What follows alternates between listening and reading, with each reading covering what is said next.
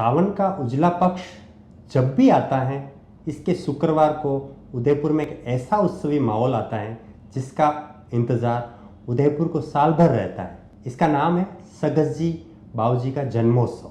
बाबूजी के जन्मोत्सव की धूम का प्रमाण सुबह 6 बजे से दूसरे दिन लगने वाली भक्तों की भीड़ देती है। सकतजी और सकतजी शक्ति के प्रतीक माने गए हैं और शहरवासी उनके कृपा प्राप्त करने वाले अनुयायी।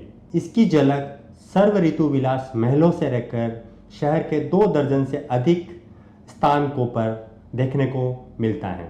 सकतजी सिसोदिया वंश या अन्य कुल के युवा योद्धा हैं जो किसी न किसी काल में दुनिया से रुखसत हुए हैं। यही लोक में सशरीर बने रहने और परलोक में देह को त्यागने के बावजूद उनकी एक ही तमन्ना रही कि वो हर दुखी व्यक्तियों का दुख का निवारण करें। उनकी मूर्तियों का मनोहारी राजश्री श्रृंगार इस बात का गवाह देता है कि वो हर बार अपनी जन अपेक्षाओं पर खरा उतरे हैं। जगमग रोशनी से नहाए स्थानक और रजवाड़ी गीतों की मधुर ध्वनियाँ ये आभास करवाती हैं कि वो आज भी इन महलों में विराजमान हैं। सर्व ऋतु विलास वाले सकतजी का नाम सुल्तान सिंह जी हैं, जो महाराणा राज सिंह प्रथम के ज्येष्ठ पुत्र हैं। बाबूजी सुल्तान सिंह जी का उल्लेख राजसमंद झील पर उत्कीर्ण राज प्रशस्ति महाकाव्य पर उत्कीर्ण किया हुआ है। इस महाकाव्य में कहा गया है कि सन 1654 में 5 या 6 वर्ष की उम्र में बाबूजी सुल्तान सिंह जी तत्कालिक बादशाह शाहजहां के पास उपस्थित हुए जब वह अजमेर आया था। उनकी ई लीला इसके 10 वर्ष बाद पूरी हुई। खैर, इतिहास के पन्ने फिर किसी दिन पढ़ेंगे। आज हम उनके उत्सव और उनकी बात ही करेंगे। फिलहाल हम आपको बताना चाहेंगे कि जन्मोत्सव पर रंगीन रोशनी में नहाए स्थानक, मंदिर और आसपास से उठती खुशबू ने हमें मोहित किया, तो दरी खाने में रजवाड़ी गीतों ने आत्मा को बींद कर रख दिया। सभी जगह बाबूजी का मनोहारी श्रृंगार धराया गया। रजत बरख, रजत डंक, मोटड़ा और रत्न जड़ित कंठला, स्वर्ण बादला, छत्र, चंवर, तलवार आदि बाबूजी की प्रतिमा को धारण करवाई तो यूँ लगा कोई राजसी परिवार का युवा योद्धा अभी युद्ध में जाने के लिए आतुर हैं। भक्तों की निगाहें यकायक ठहर गई, पसनों पर पैर खुद ब खुद थिरकने लगे और मन मोर बनकर नाचने लगा। आइए आज हम शहर के सर्व ऋतु विलास, गुलाब बाग, पिछोली, कालाजी गोराजी, सकतजी बाबूजी स्थानक की झलक और उनसे जुड़ी जानकारी आपको इस वीडियो के माध्यम से दिखाते हैं। शुक्रिया। जय बाबूजी राज। मेवाड़ में एक पंक्ति काफ़ी प्रचलित है। कहा जाता है कि जो दृढ़ राखे धर्म को ताही राखे करतार, आणि मंत्र को नाम जपे वही असली सरदार। अभी हम उसी जगह पे खड़े हैं जिस पंक्तियों को बाबूजी सुल्तान सिंह जी ने चरितार्थ किया, और आज उनकी जयंती को लेकर जो उत्सव आप लगातार कैमरे में देख रहे हैं वो आज उत्सव मनाया जा रहा है। और आप भीड़ देखेंगे तस्वीरों में तो लंबी कतारें लगी हुई हैं। हमारे साथ में पुजारी जी हैं, प्रकाश जी दशोरा। अभी हम इनसे पूछेंगे कि कुछ यहाँ की क्या व्यवस्था है, किस तरह का यहाँ माहौल रहता है। साथ ही बाबूजी सुल्तान सिंह जी के को लेकर हम इनसे जानना चाहेंगे। तो सर बहुत बहुत धन्यवाद। सबसे पहले तो आपका शुक्रगुजार हूँ कि आप इतना बड़ा आयोजन के सारथी बने हैं। आप ये इन सारी चीज़ों को लेकर मैनेज करते कई सालों से इस आयोजन के गवाह बनने। मैं सबसे पहले ये पूछना चाहूँगा कि बाबूजी सुल्तान सिंह जी के बारे में। ये महाराणा राज सिंह जी प्रथम के ज्येष्ठ पुत्र थे। इनका नाम सुल्तान सिंह जी था। ये करीब आज के 400 साल पहले की बात है। दादा हुकुम इसी महल में विराजते थे जहाँ आज मंदिर समझ रहे जिस चीज़ को अपन ये महल है। आज भी बिल्डिंग वही है, 400 साल पुरानी। समय समय पर जीर्णोद्धार होता रहा तो बिल्डिंग आज भी विद्यमान है। दादा हुकुम का इतने परोपकारी और दयालु थे।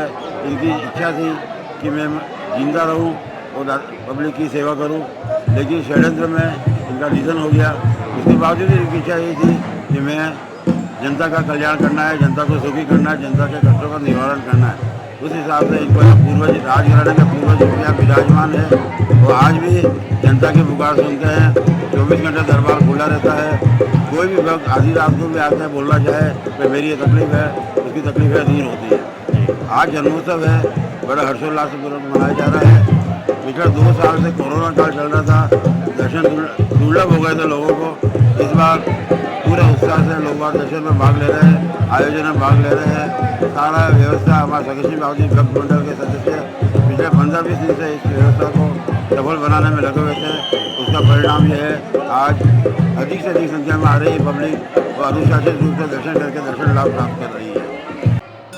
अभी हम बाबूजी के दर्शन करने जाएंगे। उससे पहले यहाँ बाबूजी का हजूर का एक विशेष कमरा है जहाँ की काफ़ी महत्ता है।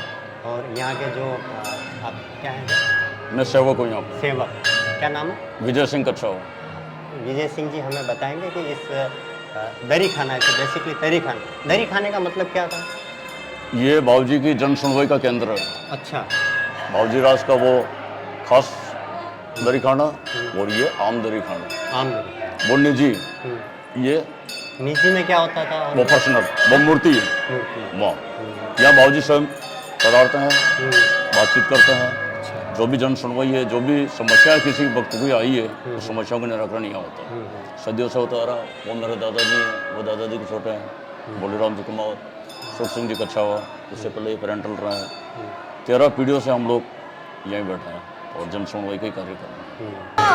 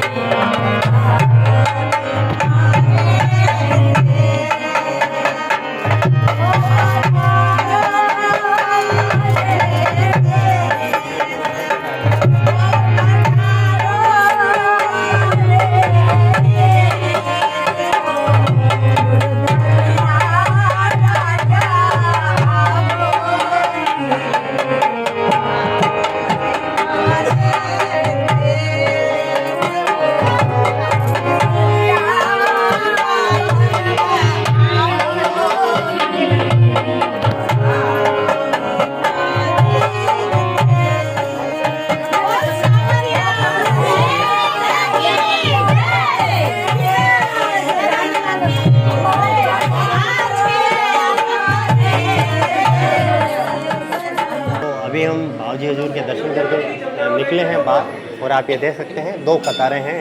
एक उधर से लगातार दर्शनों के श्रद्धालु आ रहे हैं, बढ़ रहे हैं और इस तरफ से दर्शनार्थी हो जाने का क्रम उनका बना हुआ है। खास बात यह है कि यहाँ हम मंदिर में आपने देखा होगा कि श्रीनाथ जी और विशेष तौर पर एकलिंगनाथ जी के जो प्रतिमा है उनका विशेष यहाँ पूजन दर्शन। और सबसे पहले यहाँ पूजा शुरू होने से पहले महादेव जी एकलिंगनाथ की पूजा शुरू होती है, क्योंकि मेवाड़ में जो प्रथम हमारे आराध्य देव कहें या हमारे राजा कहें एकलिंगनाथ हैं। और कुछ देर बाद मैं आपको बताना चाहूँगा कि एक विशेष तौर से बाबूजी के लिए केक बना हुआ है, वो अभी 12 बजे के आसपास शायद ये होने वाला है। ये वो इसके बारे में मैं बताना चाह रहा हूँ कि ये वो केक है जो अभी 12 बजे महाआरती के बाद में कटने वाला है। और इसके साथ ही आज का जो बड़ा उत्सव है उसकी वास्तविक शुरुआत कह सकते हैं या महत्ता कह सकते हैं वो होगी। अभी लगातार चारों तरफ लोगों का, भक्तों का आना जाना लगातार बरकरार है।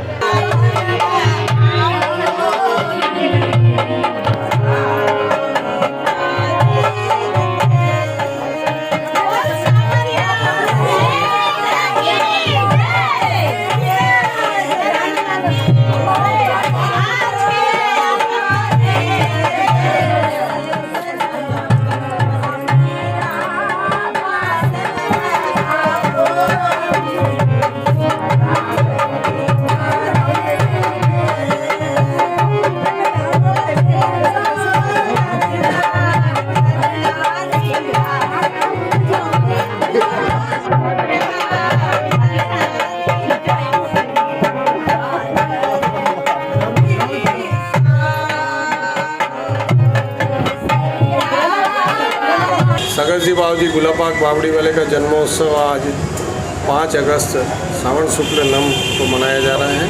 सगत जी बाबू जी के यहाँ पे सवेरे 5 बजे से दर्शन शुरू हुए जो रात भर चलेंगे। शाम को भजन संध्या का आयोजन किया गया है। बाबू जी के स्थान उदयपुर में 8-10 जगह स्थान है। सगत जी बाबू जी अर्जुन सिंह जी मेलों वाले दरबार सुल्तान सिंह जी के मामाश्री है और यहाँ पे मतलब कि प्रतिवर्ष ये आयोजन किया जाता है।